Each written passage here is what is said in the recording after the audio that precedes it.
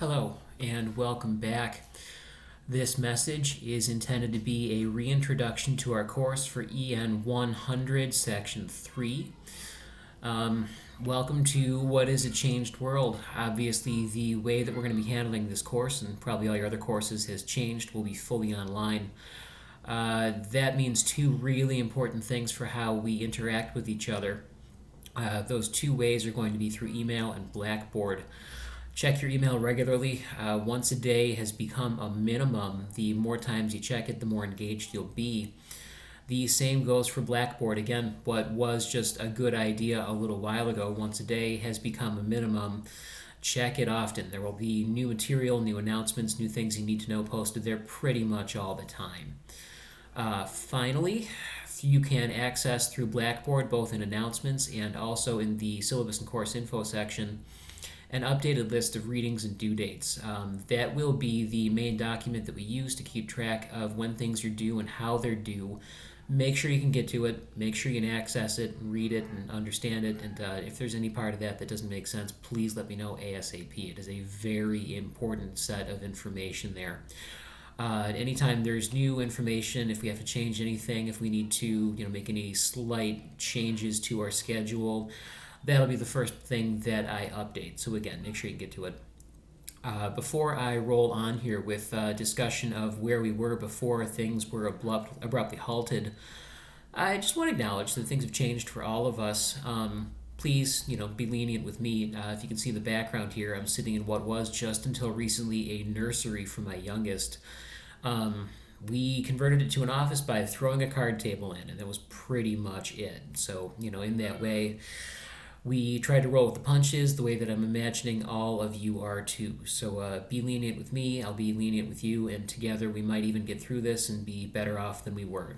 Fingers crossed. Going on to just a little bit of a reminder of where we were the last time we met.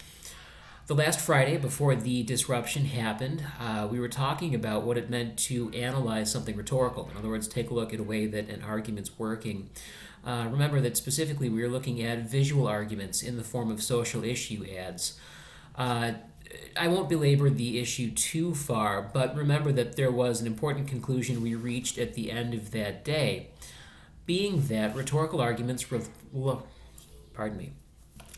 rely upon the arguer's credibility to explain the situation, point out problems, and offer solutions. So again, arguer's credibility, explain the situation, point out problems, offer solutions. As long as you've got those 4 points, you're in good shape.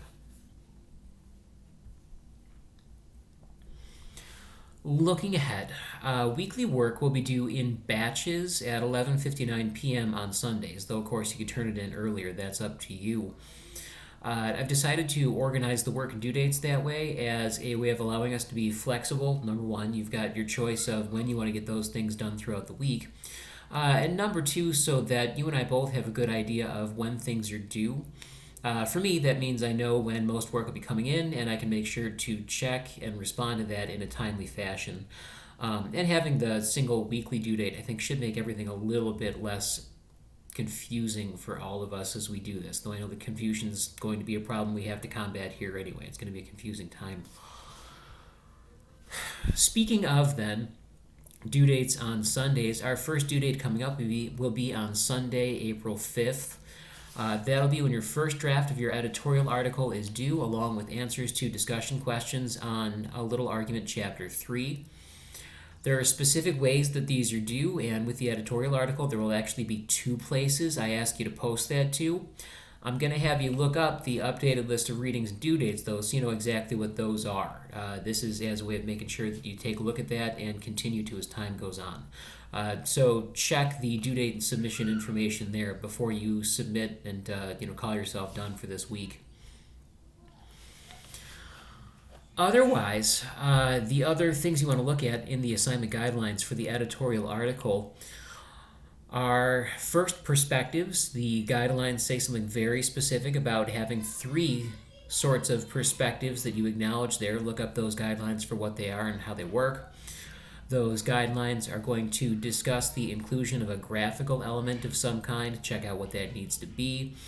And finally, there are some important notes that you want to make sure you're aware of for length and format. Again, check the assignment guidelines. Um, Before I finish up here, again, I want to ask all of you to be as understanding with me as possible. I'm making what's going to be a strange transition. I'm currently listening to my kids screaming in the background and hoping that the next time I go out to see how they are, there's no blood on the walls. For all of you, I'm sure that there are some equally weird trade offs you're making to continue things. Keep me in the loop. I'll keep you in the loop. We'll work together on getting through this, and like I said, I'm hoping we all benefit from it in the long run. Until then, be well, stay safe, and I'll talk to everybody soon. Thanks.